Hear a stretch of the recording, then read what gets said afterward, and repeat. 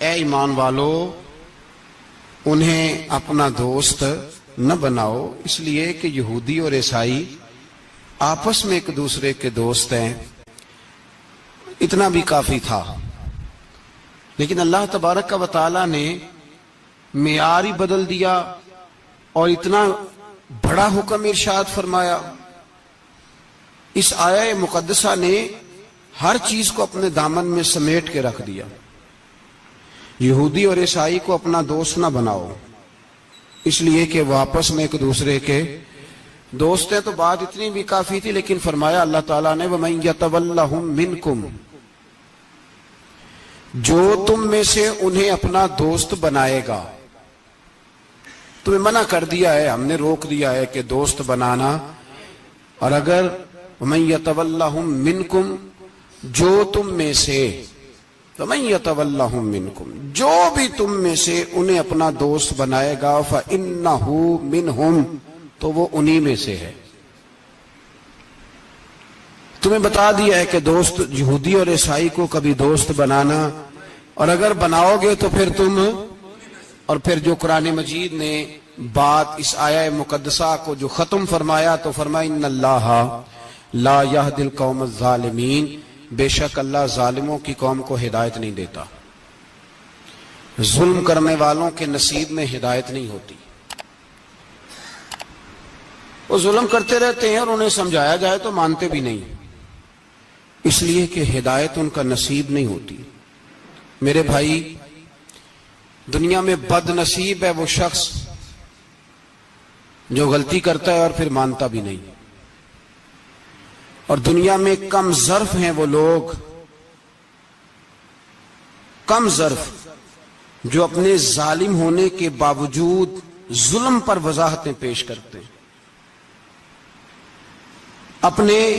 اپنی غلطیوں کا اعتراف کرنے کی بجائے ان پر دلیلیں دیتے ہیں، چھوٹے ظرف کے لوگ۔ اللہ تبارک و تعالیٰ نے فرمایا یہودی اور عیسائی کو کبھی دوست نہ بنانا۔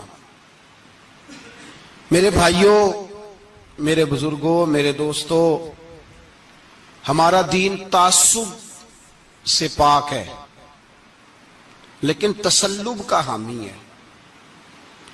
تعصب کا مطلب یہ ہوتا ہے کہ کہنا مار دو دوسرے کو، برداشت ہی نہ کرو، اور تسلب کا مطلب یہ ہوتا ہے کہ اپنے دین میں پختہ ہو جاؤ، اپنے دین میں پکے ہو جاؤ۔ اب ہم نا ہر روز نماز کی نیت باندھتے ہیں، اللہ اکبر، سورۃ فاتحہ پڑھتے ہیں، اہدنا الصراط المستقیم صراط الذین انعمت علیہم، اتنی بھی بات بڑی تھی، کافی تھی۔ اے اللہ ہمیں صراط مستقیم پہ چلا اور ان لوگوں کے رستوں پہ چلانا جن پر تو نے انعام کیا، بڑی بات تھی، مثبت بات ہو گئی، منفی بات کی ضرورت نہ تھی۔ لیکن اللہ تبارک و تعالیٰ نے فرمایا کہ جہاں تم مجھ سے یہ دعا مانگو نا کہ صراط الذین انعمت علیہم، یا اللہ ان لوگوں کے رستوں پہ چلا جن پر تو نے انعام کیا، انبیاء، صلحاء، اتقیاء، صوفیاء، اولیاء، جہاں یہ دعا مانگنی ہے نا، ساتھ ایک اور بات بھی تم نے کرنی ہے، وہ کیا ہے؟ غیر المغضوب علیہم ولا الضالین، اے اللہ ان سے ہمیں بچا جن پر تیرا غضب ہوا، ان کے رستے پہ نہ چلانا جن پہ تیرا غضب ہوا اور جو گمراہ ہو گئے۔ اب دو باتیں سمجھ میں آئیں کہ مومن کو اپنے عقیدے سے پیار کرنا ہے اور کافر کے عقیدے سے اظہار بیزاری کرنا ہے، ان کے نظریے سے، ان کے عقیدے سے نفرت کرنی ہے۔ کافر کے عقیدے اور نظریے سے، اس کا کیا مطلب ہے؟ تسلب کا مطلب ہوتا ہے اپنے دین میں پکا ہونا۔ دو تین جملوں میں بات سمجھاتا ہوں، اگر آپ کی سمجھ میں آئی تو بڑا بہتر ہوگا۔ دو تین جملوں میں، تسلب پکا ہونا، اس کا کیا مطلب ہے؟ اس کا مطلب یہ ہے کہ اپنی آنکھوں پر جو تم نے اینک لگانی ہے وہ دین کی اینک لگانی ہے، جو چیز بھی دیکھنی ہے وہ دین کی آنکھ سے دیکھنی ہے، جو کچھ بھی تم نے چاہنا ہے، بڑی بات کر رہا ہوں اگر آپ سمجھے تو، جو بھی تم نے دیکھنا ہے دین کی اینک سے دیکھنا ہے، جو تم نے چاہنا ہے وہ دین کے دل کے ساتھ چاہنا ہے، اور جو تم نے سوچنا ہے وہ دین کے دماغ کے ساتھ سوچنا ہے. اس کا ترجمہ اقبال نے کیا، کہنے لگے قوم مذہب سے ہے، مذہب جو نہیں. قوم کس سے ہے؟ قوم مذہب سے ہے، مذہب جو نہیں. اور فاضل بریلوی کہتے ہیں دہن میں زبان تمہارے لیے اور بدن میں ہے جان تمہارے لیے. ہم آئے یہاں تمہارے لیے تو اٹھیں بھی وہاں تمہارے لیے. اپنی ہر چیز، ہر نقطہ نظر میں پہلے دین، اس کے بعد کوئی اور. کافر کے عقیدے سے ہمارے زمانے میں نا فلسفی، منطقی، ادیب، شاعر، ملنگ، تلنگ، یہ بڑی جماعتیں. کھچڑی ہے، کھچڑی. اب وہ کھچڑی ایک نیا درس دیتی ہے. وہ کھچڑی یہ کہتی ہے کہ یہ سارے اللہ کو پکارتے ہیں، سارے اسی کے نام ہیں. یہ سارے، ہمارے ایک سابق وزیر اعظم نے بھی کہا تھا، ایک نوجوان کی عادت دی ہے گھسی پٹی جماعت نے، وہ بھی یہی کہتے ہیں. ہولی پہ بھی چلے جاؤ، دیوالی پہ بھی چلے جاؤ، ہندوؤں کے مندر میں بھی چلے جاؤ. وہ کہتے ہیں سارے اسی کے نام ہیں، جو بت کو پکار رہا ہے وہ بھی اسی کو ہی پکار رہا ہے معاذ اللہ. جو رام رام کہہ رہا ہے وہ بھی بات اصل وہی ہے. وہ بیوقوف ہو. اگر بت کو پکارنے والا بھی کسی نہ کسی رنگ میں اللہ کو ہی پکار رہا تھا معاذ اللہ، تو پھر نبی پاک صلی اللہ علیہ وسلم کو کیا ضرورت تھی بتوں کا مقابلہ کرنے کی؟ تم نے تو سارا دین ہی مشکوک کر دیا ہے. ہر شے مشکوک ہو گئی. جو بتوں کو پکار رہا ہے وہ بھی اسی کو پکار رہا ہے، جو رام کہہ رہا ہے وہ بھی اسی کو کہہ رہا ہے، جو پتھر پوج رہا ہے وہ بھی. کیا تماشا لگایا ہوا ہے. اللہ تبارک و تعالیٰ تو اتنا غیور ہے، وہ کہتا ہے ان اللہ لا یغفر ان یشرک بہ ویغفر ما دون ذلک لمن یشاء.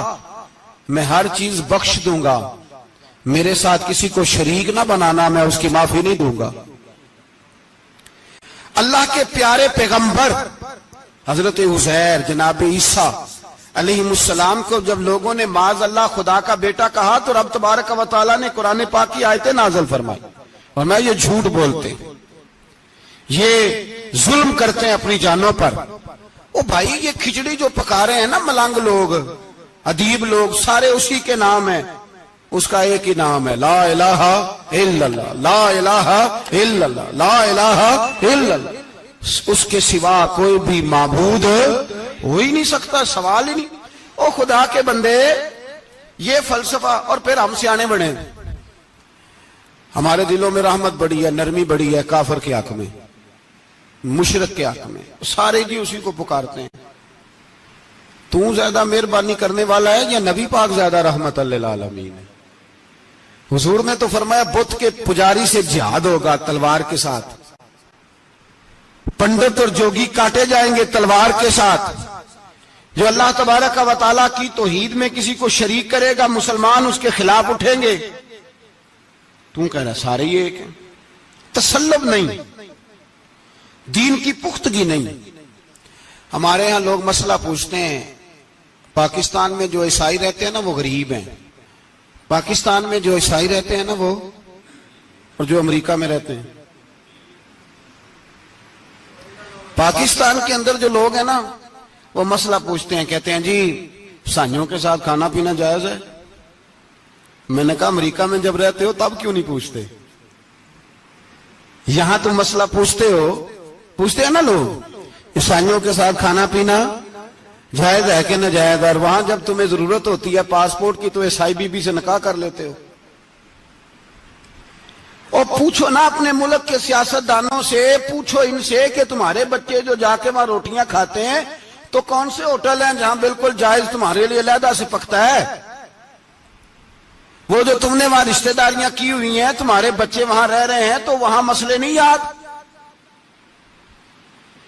اگر ایک غریب نالی صاف کرنے والا عیسائی آئے تو اس کے بارے میں فتویٰ ہے کہ اس کے ساتھ روٹی نہیں کھانی، اور ٹرمپ آ جائے تو پھر کوئی مولوی مسئلہ نہیں پوچھتا کہ اس کے ساتھ کھانا جائز ہے کہ ناجائز ہے. ہمارا وہ جو کفر کے معاملے میں اظہار بیزاری تھا، نفرت کافر کے عقیدے سے، ہم کبھی نہیں کہتے کہ عیسائیوں کے مندروں کو آگ لگا دو. کبھی جلوس لے کے گئے ہیں کہ مندر گرانا ہے؟ بولے ان کا گرجا کبھی گرایا ہے؟ ہندو کا مندر مرزئی کی عبادت گاہ اقلیت قرار دے دیا، ٹھیک ہے، جہاں عیسائی علیحدہ سے اپنا کام کر رہے ہیں تم بھی کرو، لیکن ہم ان کے عقیدے کے کبھی بھی حامی نہیں ہو سکتے۔ اگر کہیں کہ عیسائی بھی صحیح کہہ رہا ہے، حضرت مریم کو اللہ کی بیوی کہہ رہا ہے، جناب عیسیٰ کو اللہ کا بیٹا کہہ رہا ہے، اور تو کہے سارے اسی کے نام ہیں، تو یہ بات تیری درست، اس لیے کہ ہم تو روز کہتے ہیں قل هو اللہ احد اللہ الصمد لم یلد ولم یولد، نہ کسی کا باپ ہے نہ کسی کا بیٹا ہے، ولم یکن لہ کفوا احد، اس کا تو کوئی ہمساری نہیں، اس جیسا دوسرا کوئی ہے ہی نہیں۔ تو بھائی جس عقیدے کا تو اعلان کر رہا ہے، جو آدمی تیرے عقیدے کے خلاف چل رہا ہے، اس کو تو نے صحیح کیسے کہہ دیا؟ یہ کیسے ہو؟ تو میرے بھائی اسلام یہ کہتا ہے کہ اساس، بنیاد، نظریہ، تو اپنے نظریے پہ ناز کرے گا، دوسرے کے نظریے سے اظہار بیزاری کرے گا۔ اور بھائی جاگو اور بس کر دو، جاگ جاؤ۔ اساس، بنیاد، نظریہ اصل ہے، اور اصل پر سمجھوتا ہو سکتا؟ ہو ہی نہیں سکتا۔ بخاری شریف میں ایک حدیث ہے، بات مضبوط کرنے کے لیے عرض کرتا ہوں۔ حضرت یحییٰ ایک تابعی بزرگ ہیں، وہ کہتے ہیں حضرت عبداللہ ابن عمر رضی اللہ تعالیٰ عنہ میرے پاس آئے تو میں نے ان سے کہا حضور ہمارے محلے میں ایک جماعت رہتی ہے مسلمانوں کی، وہ نمازیں بھی پڑھتے ہیں، روزے بھی رکھتے ہیں، زکوٰۃ بھی دیتے ہیں، حج بھی کرتے ہیں، بس تقدیر کو نہیں مانتے، صرف ایک چیز کے انکاری ہیں، تقدیر کے۔ تو کیا حکم ہے؟ تو آپ فرمانے لگے ان سے کہہ دو کہ ہمارا تمہارا کوئی تعلق نہیں، ان سے کہہ دو ہمارا تمہارا کوئی رشتہ نہیں، ہمارا تمہارا کوئی کسی قسم کا رابطہ۔ اور فرمایا ان کو بتا دینا کہ رسول پاک کے صحابی نے فتویٰ دیا ہے جتنی مرضی نمازیں پڑھو، جتنے مرضی روزے رکھو، اور احد پہاڑ کے برابر اگر تمہارا دل کرے تو صدقے کرو، پر تمہارا کوئی عمل اللہ کی بارگاہ میں قبول نہیں جب تک تمہارا عقیدہ صحیح نہیں، جب تک تمہارا نظریہ ٹھیک نہیں، اتنی دیر تک کوئی عمل اللہ کی بارگاہ میں تمہارا قابل قبول نہیں۔ اساس پر، بنیاد پر کوئی سمجھوتا ہو سکتا؟ بنیادوں پر سمجھوتے نہیں ہوتے بھائی۔ اور ایک ہوتا ہے گناہگار، ایک ہوتا ہے غدار۔ گناہگار اور غدار میں بڑا فرق ہوتا ہے۔ ایک آدمی شراب پیتا ہے، کسی نے اس کو منع کیا تو اس نے کہا یار میری غلطی ہے، آئندہ نہیں پیوں گا، وہ گناہگار ہے۔ ایک نے کہا نہیں پینی چاہیے، وہ کافر ہے۔ ایک نماز نہیں پڑھتا، اس کو کہا پڑھ، بہانے لگاتا ہے، کپڑے نہیں صحیح، رمضان سے شروع کروں گا، کوشش ہے بس، وہ گناہگار ہے۔ ایک کہتا ہے نماز پڑھنی نہیں چاہیے، وہ کافر ہے۔ ایک کے جیب میں پیسے تھے، حج کرنے نہیں گیا، بہت بڑا گناہ کیا۔ ایک کہتا ہے حج کرنا ہی نہیں چاہیے، وہ کافر ہو گیا۔ او بھائی گناہگار اور ہوتا ہے، غدار، دونوں میں فرق ہے۔ اب تو غداریاں ہو رہی ہیں، سرے عام حملے ہو رہے ہیں، حکومتوں پر پریشر ہے۔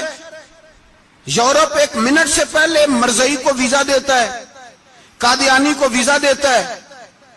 یہ سپر کافر ہے قادیانی اور مرزئی، اور بڑی ذمہ داری سے کہہ رہا ہوں، یہ کل بھی کافر تھے، آج بھی، کل بھی کافر تھے اور آج بھی، اور قیامت تک۔ اور اگلی بات سن لو، من شکا فی کفر ہی فقد کفر، جو ان کے کفر میں شک کرے وہ بھی کافر ہے۔ سن لو، یہ فتویٰ دے دینا بے شک جس کو مرضی۔ من شکا فی کفر ہی فقد کفر، جس بندے نے مرزئی کے، قادیانی کے کافر ہونے میں شک کیا، وہ بندہ بھی پکا کافر ہے، پیٹا کافر ہے، جس نے ان کے کافر ہونے میں۔ جڑے آکر سانو پتہ ہی نہیں لگا اسی کی کر بیٹھے، ان کے لیے کوئی قانون نہیں۔ وہ جس نے کہا ہے نا مرزئی، اس کا قانون بدلنا ہے، اس کو ایک پرچی تیری میری بھی شامل ہے۔ ایسے ہی نہ کہنا کہ وہ بڑے بے ایمان نکلے، کافر نکلے، تو نے بھی ٹھپا لگایا ہے، تو ساتھ ہے، تو شامل ہے۔ جب قومی اسمبلی میں یہ قرارداد پیش ہو رہی تھی تو ان کو ووٹ دینے والے ان کے گناہ میں شریک تھے، مجرم تھے، ساتھ شامل تھے، ان کو معافی نہیں ملے گی، ان کو لمبی توبہ کرنی پڑے گی اللہ کی بارگاہ میں، انہیں آنسو بہانے پڑیں گے ان کو ٹھپے لگانے کی وجہ سے۔ بچ نہ جایا کرو کہ حکمران برے ہیں تو ہم بڑے نیک پرہیزگار ہیں. چھپے لگانے والے ساتھ شریک ہے جرم. کہتے پتہ ہی نہیں چلا.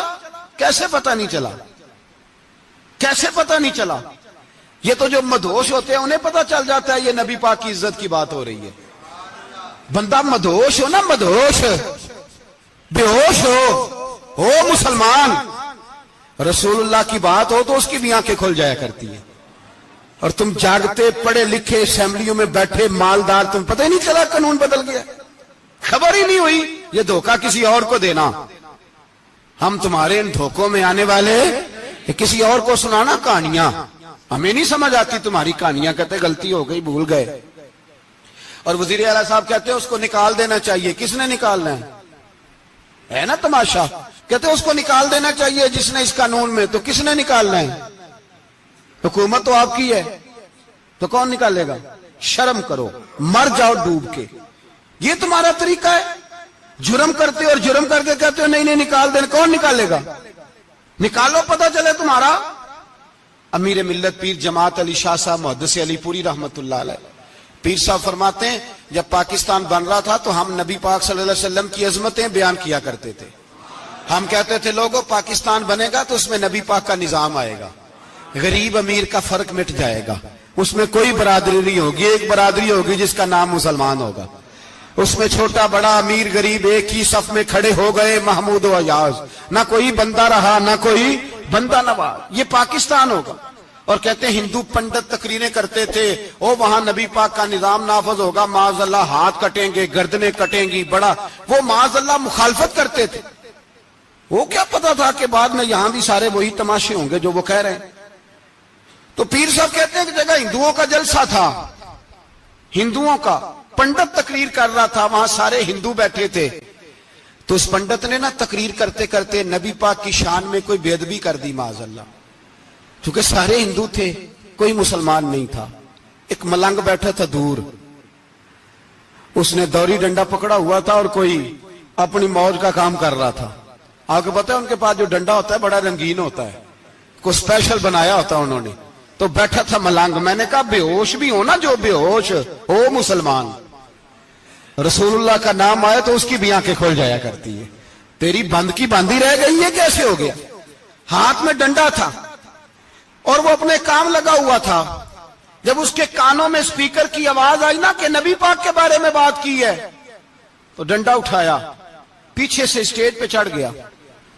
اور ہندوؤں نے سمجھا ملنگ آدمی ہے، اس نے کیا کرنا ہے. آیا پنڈت کے پاس اور وہ کہتا ہے میں نے 3 ڈنڈے اتنی زور سے مارے کہ چوتھے کی ضرورت ہی نہ پڑی. اتنی زور سے 3 ڈنڈے سر پہ مارے کہ چوتھے کی ضرورت ہے اس کی پھر آواز ہی نکلی، مر گیا وہ. مجھے پکڑا جیل میں پھینک دیا. امیر ملت پیر جماعت علی شاہ صاحب کہتے ہیں میں امرتسر کی جیل میں ملنے گیا اور میں نے اس کے سامنے کھڑے ہو کے کہا، میں نے کہا بے لیا، نہ تو نماز پڑھے، نہ تو روزہ رکھے، نہ تو مسجد آئے، نہ تو کوئی اور کام کرے، اور اتنا بڑا تو نے کام کیا، گستاخ مار دیا. تو پیر صاحب کہتے ہیں وہ ملنگ اپنے پیروں پہ اٹھ کے کھڑا ہو گیا اور اس کی آنکھوں میں آنسو تھے اور میری طرف دیکھ کے کہنے لگا پیر جی میں نے لمیاں گلاں تے نہیں آندیاں، میں ان پڑھا چوکھا تے نے مینوں پتا گناہگار ہاں، بڑا گناہگار ہاں، بڑا گناہگار ہاں، بڑا گناہگار، بڑا گناہگار ہاں، پر قسم اللہ دی عزت دی میں گناہگار ہاں پر اپنے نبی دا غدار نہیں، گناہگار ہاں پر رسول اللہ دا غدار. کوئی بات نہیں، اگر کوتاہیاں کرتا ہوں تو اب یہ تو نہیں نہ ہو سکتا کہ اونچی اور سچی سرکار کی کو میرے سامنے بے ادبی کر کے چلا جائے. یہ تینوں پتہ ہی نہیں لگا، تو کہتا خبر ہی نہیں ہوئی، کب ہو گیا پتہ ہی نہیں تھا. وضاحتیں دیتا پھرتا ہے. اور کچھ مولوی ملا جو دھبا ہے دین کے نام پہ وہ وضاحتیں دیتے پھرتے ہیں، کہتے ہیں مناظرے کر لو، شرم کرو. دین کے نام پر ووٹ مانگ کے اسمبلیوں میں جاتے ہو اور وہاں جا کے ان بے ایمانوں کی گودوں میں بیٹھ جاتے ہو، تمہیں حیا نہیں آتی. اور نبی پاک کی بات آئے تو پھر بھی تمہاری غیرت جوش نہیں مارتی، پھر بھی دلیلیں دیتے پھرتے ہو. میرے رسول پاک علیہ الصلوۃ والسلام کے غلاموں یاد رکھو، دین میں تسلط پیدا کرو، مضبوطی. کل لوگ مسئلے پوچھا کرتے تھے کہ صحابی کا اہل بیت کا بے ادب ہے تو اس کے جنازے پہ جائیں کہ نہ جائیں. اب نہیں لوگ پوچھتے، اب ہمارے دلوں میں فتوے زیادہ آ گئے ہیں، مرضی کرتے پھرتے ہیں. ہمارا بچہ کسی بد مذہب کی مسجد میں جاتا ہے ہم کہتے ہیں نہیں نہیں ویسے ہی جاتا ہے. تجھ سے پوچھا جائے گا. اس دن پتا چلے گا. جس دن تم مرے گا تو تیرے لیے دعا بھی نہیں کرے گا, تیری قبر پہ بھی نہیں جائے گا. تجھے پتا چلے گا اس دن کہ ویسے ہی جاتا ہے کہ ایسے جاتا ہے. کوئی پابندی نہیں, کوئی تسلط بھی نہیں, عقیدے میں ایمان میں کوئی پختگی نہیں. ہمیں خیال ہی نہیں کہ کدھر جا رہی ہیں اولادیں, سوچتے ہی نہیں. ہم خیال ہونا چاہیے, سمجھ ہونی چاہیے. میرے رسول پاک علیہ الصلوۃ والسلام کے صحابہ میں تسلط تھا, تسلط. سگی اماں بھی اگر بے ایمان ہوتی تھی تو صحابہ قریب نہیں آنے دیتے تھے. حضرت اسماء بنت ابی بکر صدیق, ان کی ماں مشرکہ تھی. جناب صدیق اکبر کی ایک زوجہ حضرت ابو بکر نے طلاق دے دی. کچھ عرصے کے بعد وہ اپنی بیٹی کو ملنے آئی. ماں بیٹی سے ملنے آئی تو حضرت اسماء بنت ابو بکر کو پیغام بھیجا, کہا بیٹے میں تجھے ملنا چاہتی ہوں. تو کہا اماں ذرا ٹھہر جا, پہلے میں اپنے نبی سے پوچھ لوں. پہلے اپنے, ماں بعد میں ہے, نبی پہلے ہے. پہلے حضرت اسماء حضور کی بارگاہ میں گئی, یا رسول اللہ میری اماں ملنا چاہتی ہے, اور مشرکہ ہے. حکم کیا ہے؟ فرمایا تو ماں کی حیثیت سے مل سکتی ہے. انہوں نے تو سگے ماں باپ سے ناطے توڑ لیے, سگے رشتہ داروں سے, اور تو ان سے دوستیاں ختم نہیں کر سکتا, تیرا تعلق بھی نہیں. نہیں, سارے اسی کو پکارتے ہیں, سارے ایک ہی ہیں. یہ تماشے کسی اور کو دکھانا, یہاں رسول اللہ کے غلام بستے ہیں. ہمارا عقیدہ بڑا پختہ ہے, بڑا پختہ, بڑے پختہ نظریات کے لوگ اللہ نے اس دھرتی کو عطا فرمائے. اس زمین نے بڑے کامل مومن پیدا کیے. بھائی یاد رکھو, رسول پاک علیہ الصلوۃ والسلام کے غلاموں میں اپنے دین کے لیے تسلط تھا, پختگی تھی, کفر سے بیزار رہتے تھے. اگر سب کو ایک میں ایک ہی کرنا تھا تو پھر اتنی لمبی چوڑی جدوجہد, امیر حمزہ کا کلیجہ نکل گیا, کان کٹ گئے, سب کچھ ہو گیا, اور آج تم ان شہیدوں کی لاشوں پہ کھڑے ہو کے کہتے ہو کہ یہ تو ایسے ہی کٹ گئے. مذاق ہے یہ, کوئی مذاق ہے؟ اصل بات بتاؤں آپ کو کیا ہے؟ دین مفت میں ملا ہے, اور جو شے مفت مل جاتی ہے اس کی قدر نہیں ہوتی. قدر دین نبی دا ایک ہی جانن دنیا دار کمینے, دین نبی دا جانن والے سونگے وچ مدینے. تجھے کیا پتا, تجھے کیا خبر اس دین کی؟ تجھے خبر ہی نہیں میرے رسول پاک کا پسینہ کتنا بہا ہے. کبھی تیرا پھیرا لگے تو احد کے پہاڑ سے جا کے پوچھنا نبی پاک کا خون کتنا بہا ہے. کبھی ٹائم ملے نا, ملک شام جا اور حضرت بلال کی قبر پہ کھڑے ہو کے پوچھ دین کتنا قیمتی ہے. اور پھر اس سے زیادہ بات پوچھنی ہو نا کبھی تو مدائن جا, حضرت سلمان فارسی کے مزار کے پاس ان سے پوچھ دین کی قیمت کتنی ہے. وہ تجھے بتائیں گے کہ کئی 100 سال لگ گئے نبی پاک کے قدموں میں پہنچنے تک. 100 سال, کئی 100 سال.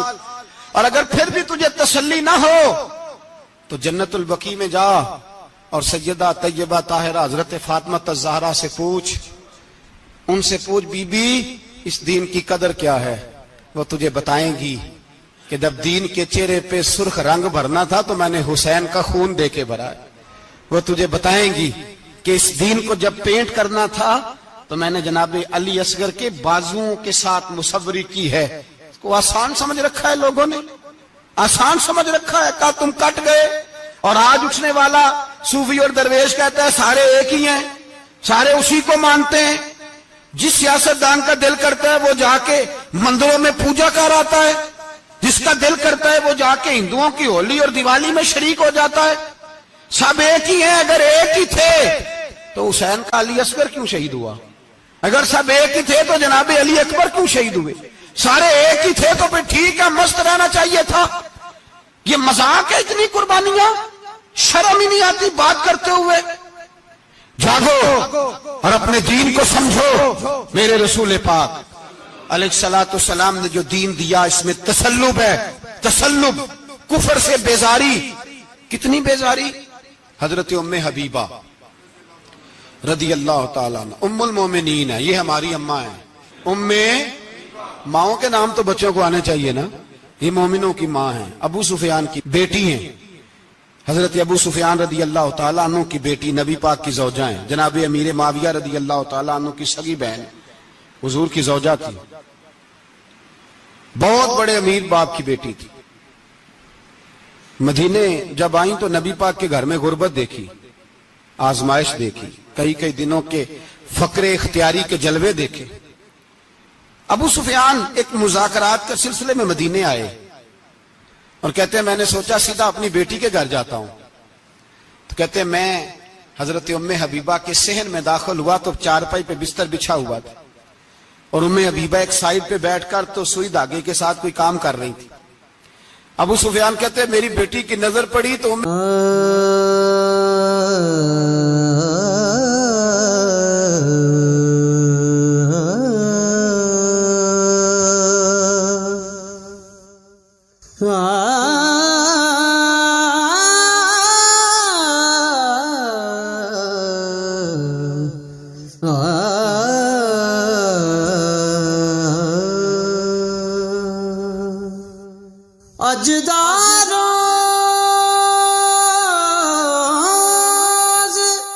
حبیبہ جلدی سے اٹھی، اٹھ کے بستر جو چارپائی پہ بچھا ہوا تھا وہ بستر اٹھایا، لپیٹا، اندر لے گئی۔ بعد میں باہر آئیں تو میں نے بیٹی کے سر پہ ہاتھ رکھا، میں نے کہا بیٹی میں سمجھ گیا ہوں، بستر پہ میری نظر پڑی ہے، لگتا ہے کئی سال پرانا ہے، پیوند بھی لگے ہوئے ہیں، تو اس لیے اندر رکھا ہی ہے کہ پرانے بستر پہ باپ کو بٹھاؤں گی، اس لیے رکھا ہی ہے۔ تو بیٹی امیر گھر سے آئے تو غریب گھر میں اس کی شکایتیں ختم نہیں ہوتی، پر دین کے ساتھ تسلط ام المومنین کا، پختگی اور کفر سے بیزاری، کہنے لگی ابا جی ابھی آپ کافر ہیں نا، تو آپ کی سوچ ابھی بدلی نہیں، میں اس لیے نہیں بستر اندر رکھ کے آئی کہ آپ کے قابل نہیں تھا، میں تو اس لیے رکھا ہوں کہ وہ میرے نبی کا پاک بستر ہے اور آپ ناپاک ہیں، وہ پاک بستر ہے۔ انما المشرکون نجس، مشرک ناپاک ہوتا ہے، باپ ہونا علیحدہ بات ہے، لیکن میرے دل میں باپ کی قدر بعد میں ہے میرے دل میں، اور رسول اللہ کے بستر کی قدر پہلے ہے، رسول اللہ کی نہیں، رسول اللہ کے بستر کی قدر ہے کہ باپ بیٹھ نہ جائے۔ اتنی نفرت مشرک سے، اتنا اظہار، وہ باپ بھی ہو تو اتنی نفرت، لوگوں نے پیچے ڈالے ہوئے ہیں پیار کے، محبت کی پینگیں چڑھا رہے ہیں، اور سارے یہ کہیں گے سب صحیح ہے،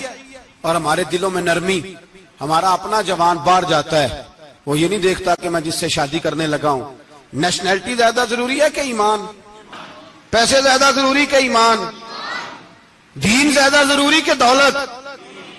عجیب تماشا ہے، بیچتے پھرتے ہیں، فار سیل کر دیا مذہب کو، تسلط بھی نہیں، کوئی خیال ہی نہیں، توجہ ہی نہیں ہماری۔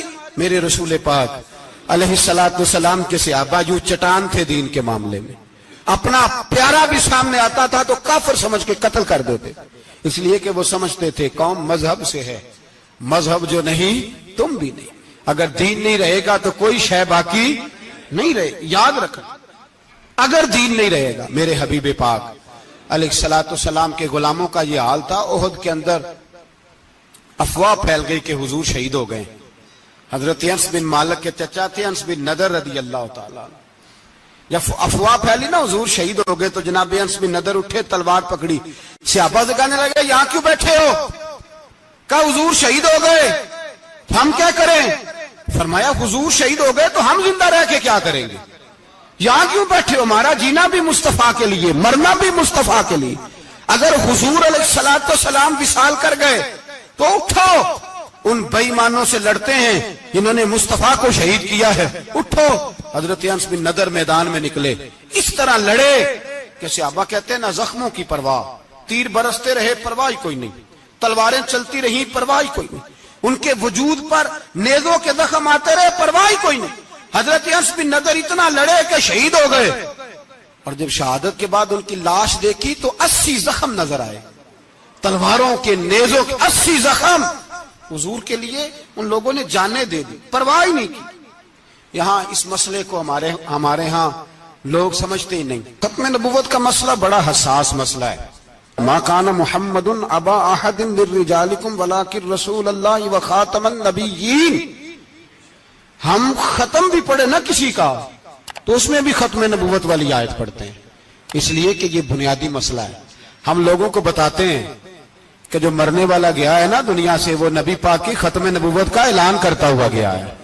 ہم لوگوں کو یہ بات بتلاتے ہیں، میرے حبیب پاک علیہ الصلوۃ والسلام کی 150 کے قریب حدیثیں ہیں کہ میں آخری نبی ہوں، میرے بعد کوئی نبی نہیں ہے۔ 150 کے قریب حدیثوں میں حضور نے ارشاد فرمایا، جگہ جگہ محبوب پاک نے وضاحت فرمائی کہ میں آخری نبی ہوں، میرے بعد کوئی نبی ہو سکتا، وضاحت۔ اور ہمارے علماء نے لکھا ہے جو دعویٰ کرے کہ میں نبی ہوں، اور جس بندے نے اس سے یہ کہا کہ چل کوئی دلیل دکھا، وہ بھی کافر ہو گیا، وہ بھی کافر۔ کیوں تو نے یہ سوال کیا؟ یہ حساس نوعیت کا مسئلہ ہے۔ میرے رسول پاک علیہ السلام کے غلاموں نے ایک پیغام دیا ہے ہمیں، اس پیغام کو یاد رکھنا۔ حضرت سعد بن ربیع رضی اللہ تعالیٰ عنہ کو احد کے میدان میں اتنے زخم لگے کہ اٹھا نہیں جاتا تھا۔ نبی پاک صلی اللہ علیہ وسلم نے فرمایا جاؤ کو میرے سعد بن ربیع کا پتہ کرو وہ کہاں ہے۔ صحابہ آئے تو فرماتے ہیں جب ہم ان کے پاس پہنچے تو ان کی روح پرواز کر رہی تھی، آخری لفظ انہوں نے ادا کیے، کہنے لگے ادھر آؤ صحابہ، ادھر آؤ، میری وصیت سن لو۔ ہم قریب گئے، ہم نے کہا شاید بچوں کے بارے میں، اولاد کے بارے میں، گھر کے بارے میں کوئی وصیت کریں گے۔ تو حضرت سعد بن ربیع نے وصیت فرمائی، کہنے لگے جا کے نبی پاک کے غلاموں کو میرا پیغام دے دینا، جا کے امت مسلمہ کو میرا پیغام دے دینا کہ مسلمانوں اگر تم میں سے ایک بھی زندہ ہوا اور نبی پاک کی ناموس پر کوئی حرف آیا تو پھر اللہ کی بارگاہ میں تمہارا کوئی عذر قبول نہیں کیا جائے گا۔ یہ میدان احد میں سر سے لے کر پاؤں تک زخم لگے ہوئے ایک صحابی کا پیغام ہے امت مسلمہ کے نام۔ حضرت سعد بن ربیع رضی اللہ تعالیٰ عنہ فرمانے لگے میں مرتے وقت مسلمانوں کو پیغام دے کے جا رہا ہوں کہ اگر حضور کی عزت پر، ناموس پر، نبی پاک صلی اللہ علیہ وسلم کی ذات پر ذرا سا بھی حرف آیا اور مسلمان زندہ ہوئے، اور پھر اگر وہ سمجھیں کہ ہمیں اللہ کی بارگاہ سے معافی مل جائے گی، تو یاد رکھنا رب ہر بات معاف کرے گا، اس بات میں تمہیں اللہ معافی، اس میں تمہیں یہ پیغام دیا سعد بن ربیع نے، اور امت کو سمجھایا کہ ہر بات میں کمپرومائز کر لینا، رسول اللہ کی ذات کے بارے میں کمپرومائز نہ کرنا۔ جب سے مرزائیوں کو ان سپر کافروں کو اقلیت قرار دیا گیا ہے، اس کے بعد کسی مرزائی کی عبادت گاہ جلائی ہے مسلمانوں نے؟ بولے کبھی کسی مرزائی کے ساتھ مسلمانوں نے کوئی ظلم کیا ہے؟ بعد میں ٹھیک ہے اپنی عبادت کر رہے ہیں جس طرح بھی کر رہے ہیں، باقی اقلیتیں بھی رہیں۔ کبھی دوبارہ علماء نے یہ تحریک چلائی ہے کہ انہیں پاکستان سے نکالو، یہ کیوں بستے ہیں یہاں؟ اقلیت ہے تو رہنے دو۔ جو بے ایمان ہے، کافر ہے، اسے گھسیٹ کے دین میں کیوں لاتے ہو جب وہ آنا نہیں چاہ رہا؟ انہوں نے اس کانے بے ایمان کو نبی مانا ہوا ہے، وہ اس کو پیغمبر مانتے ہیں، کبھی ذلی نبی مانتے ہیں، کبھی بروزی نبی مانتے ہیں، پوری دنیا میں نیٹ ورک بنایا ہوا ہے، ہر جگہ ڈنڈورا پیٹتے پھرتے ہیں۔ وہ کہتے ہیں خاتم النبیین کا معنی یہ ہے کہ نبی پاک تو مہرے لگانے آئے ہیں، بڑے نبی آ سکتے ہیں۔ ان کا عقیدہ یہ ہے کہ مرزا مستقل نبی نہیں تھا، وہ حضور کا سایہ بن کے آیا تھا۔ وہ معاذ اللہ جس نبی کا اللہ پاک نے ظاہری حیات میں سایہ نہیں بنایا، یہ کانا سایہ بنے گا نبی پاک کا؟ اس بے ایمان کو وہ اپنا پیشوا مانتے ہیں۔ چلو چھوڑو، جو کافر کو اپنا پیشوا مانے وہ بندہ صحیح ہوتا ہے؟ چلو نبی نام بھی مانے، پیشوا مانے، وہ صحیح ہوتا ہے؟ اتنے پکے بے ایمانوں اور کافروں کو تم لوگوں نے گنجائش دینے کے لیے صرف مغربی یہ جو بنانا چاہتے ہیں نا، یہ اپنے اوپر سے لیبل اتارنا چاہتے ہیں کہ نہیں جی نہیں، ہم تو سب کو لے کے، وہ تو کئی دفعہ کہہ چکے ہیں جی سارے اسی کو پکارتے ہیں۔ نہ، سارے اسی کو نہیں پکارتے، اس کو اگر صحیح پکارتے ہیں تو مسلمان پکارتے ہیں، باقی اس کو صحیح پکارتے کہ جھوٹ بولتے ہیں، ملاوٹ کرتے ہیں، شرک کرتے ہیں، کفر کرتے ہیں، اور اللہ کی بارگاہ میں کفر و شرک کی کوئی معافی۔ یہ دنیا کو بتانا چاہتے ہیں نہیں جی نہیں، ہم بڑے نرم ہیں، ہم بڑے ایسے ہیں۔ ہم کوئی نرم نہیں، کوئی نرم نہیں، ہم نرم ہیں رحماء بینہم۔ لیکن اگر عقیدوں کو چھیڑو گے، رسول اللہ کی عزت اور ناموس اور ختم نبوت کو چھیڑو گے، تو اقبال کہتے ہیں ہم بڑے نرم ہیں، اتنے نرم ہیں جیسے ریشم ہوتا ہے، ہو ہلکا ہے یاراں تو بریشم کی طرح نرم، اور رزم حق و باطل ہو تو فولاد ہے مومن۔ پھر ہم نرم نہیں، پھر ہمارے اندر بڑی سختی ہے، بڑی سختی۔ حضرت ابو بکر صدیق سب سے زیادہ نرم تھے، پر ختم نبوت کا معاملہ آیا تو سب سے زیادہ سخت حضرت ابو بکر صدیق ثابت ہوئے، سب سے زیادہ۔ ہم بڑے سخت ہیں، بڑے سخت۔ چیک نہ کیا کرو مسلمانوں کے ایمان کو، ٹٹولا نہ کرو. میری آپ سے بھی اپیل ہے کہ ایسے ہی کو بندہ اگر آپ کے گھر آ جائے نا اور آ کے کہے میں فلاں صاحب ہوں تو روب میں نہ آیا کرو. اس سے پہلے پوچھا کرو یوں تو سید بھی ہو, مرزا بھی ہو, افغان بھی ہو, تم سبھی کچھ ہو, بتاؤ کہ مسلمان بھی ہو. بس کر دیں, اب بس کر دیں. ان لوگوں کے ہاتھ مضبوط کر دیں جو ہاتھ بڑھاتے ہیں تو نبی پاک کی ختم نبوت پہ ہی ڈال لیتے. ان کے ہاتھ مضبوط کرنے بند کرو, بند کرو ان ظالموں کے ہاتھ مضبوط کرنے. حضور آخری نبی ہیں. بولیے نبی پاک, سارے بولیے حضور. حضور کے بعد جو کسی اور کو نبی مانے وہ کل بھی کافر تھا, آج بھی, قیامت تک وہ. جو اس کے کفر میں شک کرے وہ بھی, جو مرزائی قادیانی کے کفر میں شک کرے وہ بھی کافر ہے. مر جائے تو مسلمانوں کے اس قبرستان میں اس کا دفن ہونا جائز ہے. مسلمان کا اس کے لیے تعزیت کرنا جائز ہے. مسلمان کا اس کے دل, اس کے حق میں نرمی پیدا کرنا جائز ہے نہیں. مسلمان کا اس شخص کے بارے میں کسی قسم کی گنجائش دینا جائز ہے. کل بھی کافر تھے, آج بھی کافر ہیں, قیامت تک کافر رہیں گے. مسلمان وہ رہے گا جو کہے گا کہ نبی کی ہر شان کو ہم مانتے ہیں. حضور خاتم النبیین ہے, زبان سے اقرار کرتے ہیں اور دل سے اس پر ایمان لاتے, وہ بندہ مسلمان رہے گا. ہم حکومتوں کو سمجھاتے ہیں اپنی قبریں خراب نہ کرو, اپنی آخرت تباہ نہ کرو. نہ بات تھوڑا سا وقت ہے, تمہارے باپ دادا مر گئے, ان کا نام بھی کوئی نہیں لیتا, تم بھی دنیا سے جاؤ گے. خدا را ہم تمہیں سمجھاتے ہیں, ہم درد مندانہ اپیل کرتے ہیں, اپنی آخرت بچاؤ. یہ اسمبلیاں چند روزہ, یہ حکومتیں چند روزہ. ادھر جا کے دیکھ لو شدرے میں وقت کا بادشاہ لیٹا ہے لیکن کوئی نہیں جاتا. بادشاہ تھا, اٹھتا تھا تو دنیا اٹھتی تھی, بیٹھتا تھا تو دنیا بیٹھ جاتی تھی. آج ہمارے بہت سارے نوجوانوں کو پتہ نہیں کہ اس کسی بادشاہ کی قبر بھی ہے. بہت بڑا مقبرہ بنا, بڑی سیرگاہ بنی ہے, پر کوئی جاتا نہیں. چند قدم راوی کراس کر کے دیکھ لو, داتا علی اجمیری لیٹے ہوئے. ایک دن کے لیے بھی چھوٹی سی اسمبلی کے ممبر بھی نہیں بنے. میراں نہ امیراں دے, دیوے بل دے نہیں صدا فقیراں دے. نہ وہ والی حکومت کرو جس کے بعد تمہاری فاتحہ بھی کوئی نہ پڑے. اور جا کے دیکھ لے, داتا صاحب کی قبر کے چاروں جانب پھٹیاں لگی ہوئی ہیں. سارا دن ساری رات اللہ کا قرآن پڑھا جاتا ہے, دن رات وہاں درود پڑھے جاتے ہیں, ان کو اصالہ ثواب کیا جاتا ہے. یہ والی زندگی جی, واپس آ جا, نہ اپنی آخرت خراب کر, بچ جا. وقت کی حکمران لوٹ آ, رسول اللہ کے قدموں میں بیٹھو, اعلان کرو, بغاوت کرو نبی پاک کے دشمنوں کے خلاف, اور حضور کے سچے غلام بن کے جیو. اگر سچے غلام بنو گے تو حضرت عمر بن عبدالعزیز کی طرح تمہارے تذکرے ممبروں پہ رہیں گے. اور اگر غداری کرو گے, غداری, تو یزید کی طرح تمہاری اپنی اولادیں بھی تمہارا نام نہیں لیں گی, اپنی اولادیں بھی تمہارے تذکرے چھوڑ جائیں گی. یاد رکھنا اللہ کی لاٹھی بڑی بے آواز ہے. کل من علیہ فان, فنا کر دیتا ہے ہر چیز کو. دعا ہے اللہ ہمیں سمجھنے کی توفیق عطا